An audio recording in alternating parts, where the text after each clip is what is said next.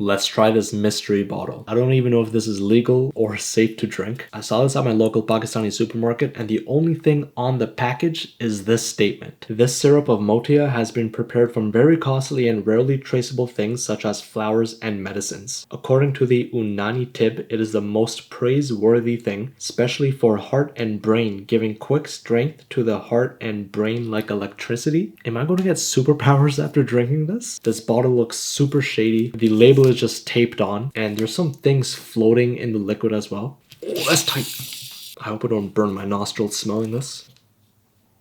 Oh, it's floral. It smells like rose essence or like rose water. It's also bubbling. Look at that. And I guess this is a syrup, so I may just have to mix this with some water. Okay, that's not bad. I honestly thought I wasn't gonna make it after this video. There's no ingredients on anywhere in the packaging. It kind of smells like Roobza, which is concentrated rose syrup.